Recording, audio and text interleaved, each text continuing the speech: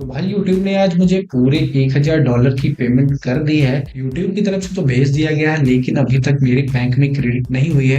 तो भाई अब मैं ये सोच रहा हूँ, या फिर आपके साथ ऐसा होता होगा तो आप भी यही सोचते होंगे कि पैसा गया तो गया कहाँ, फंस कहाँ गया। तो भाई पैसा कहीं फंसता नहीं है। सिंपली से जो भी फॉरेन करेंसी है उसका एक मुझे या आपको जो है रेमिटेंस फॉर्म भरना पड़ता है। उसका मतलब ये होता है कि आप इसकी जानकारी दीजिए कि आपको ये फॉरेन से पैसा कैसे रिसीव हो रहा है और कौन भेज रहा है। तो इस सारी चीज को करना पड़ता है आपको, कोई भी बैंक आप यूज कर रहे हो। हालांकि एसबीआई में सुनने में आया था कि आप एक बार अगर रेमिटेंस क्लियर करते हो तो आपको बार बार आने की जरूरत नहीं है। लेकिन अभी कुछ जो है अपडेट आया है कि आपके पास जितने बार भी पेमेंट आएगा फॉरेन करेंसी से, उसका आपको रेमिटेंस वाला फॉर्म भरना पड़ेगा। वो इस वजह से ताकि सरकार को पता चल सके कि आपको पैसा कहाँ से मिल रहा है और जो भी पैसा आ रहा है वो जेन्युइन है या फिर नहीं है। तो मेरे केस में मैंने एचडीएफसी का अकाउंट दिया था और मैं कई बार एचडीएफसी अकाउंट में जो है अपनी पेमेंट ले चुका हूं। मैंने सोचा कि आप सभी को बता दूं कि कैसे आपको रेमिटेंस का फॉर्म भरना है और क्या भरना जरूरी है या नहीं है।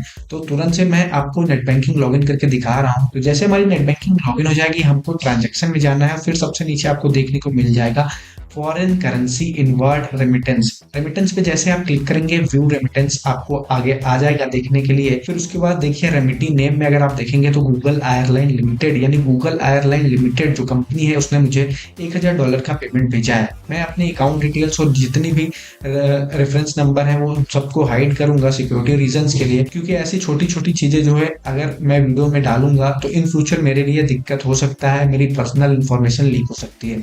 इस वजह से मैं जो है इसको हाइड करूंगा। अब सबसे बड़ी बात रहती है कि पर्पस कोड में भाई क्या डालना है। तो पर्पस कोड में आपको सिंपली से जो ऊपर कोड लिख के आया है, जो कि गूगल ने लिख के भेजा है, यानी P1007, आपको सिंपली से यही ढूंढ लेना है पर्पस कोड में।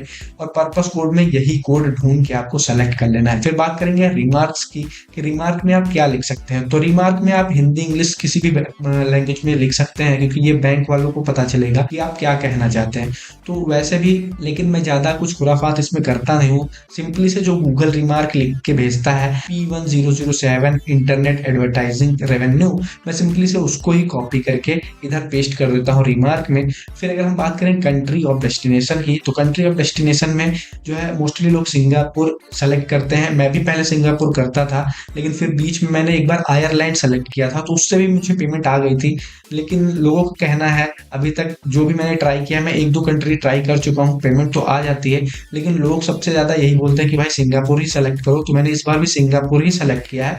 और सिंगापुर सेलेक्ट करने के बाद जो है इसकी टर्म्स एंड कंडीशन जो है उसको हम एग्री करेंगे और उसके बाद इसको हम कंटिन्यू पे क्लिक कर देंगे। और जैसे हम कंटिन्यू पे क्लिक करेंगे, हमारी रिक्वेस्ट जो है सबमिट हो जाएगी हमारे बैंक को। बैंक इसमें 4 घंटे, मतलब मिनिमम 4 घंटे लेता है, मैक्सिमम 2 दिन के अंदर आपका पेमेंट आपको भेज दिया जाएगा। अगर आप बैंकिंग आवर में करेंगे, जैसा कि दिन में अगर आप करेंगे ये चीज, तो लगभग 4 से 5 घंटों में आपके बैंक अकाउंट में आपका पैसा ट्रांसफर कर दिया जाएगा। लेकिन अगर आप रात में करेंगे, सैटरडे को करेंगे, संडे को करेंगे या किसी पब्लिक हॉलीडे वाले दिन करेंगे, तो मैक्सिमम टाइम आपको जो है 2 दिन का लग सकता है। और उस टाइम पीरियड में जो है आपको बैंक से कॉल भी आ सकती है। जब मेरा पहली बार पेमेंट आया था, पहली और दूसरी बार, तो दोनों बार बैंक से कॉल आया था और उन्होंने पूछा था कि आपका ये पैसा कहाँ से आया है, कैसे आया है। तो पहली बार तो मैं उनको इतनी अच्छी से बता नहीं पाया था, तो उन्होंने जो है मुझे बोला था कि आप ब्रांच विजिट करिए।